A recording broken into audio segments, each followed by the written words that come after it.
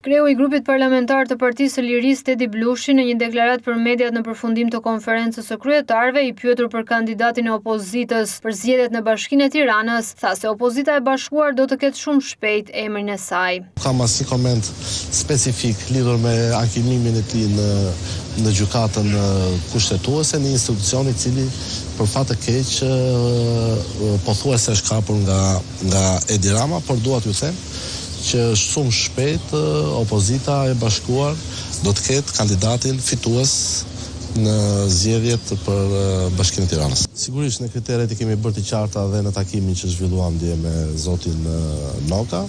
Duhet të jetë një figurë me integritet të lartë, një figurë e cila në të kaluarën jo vetëm ka qenë një opozitar dhe zëdhënës dhe mbrojtës i interesit publik, por sigurisht nuk mund të pranojmë asnjë kandidat me i të kaluar të herët, asnjë kandidat i cili ka qenë pjesë e abuzimit me taksat e qytetarëve të Tiranës.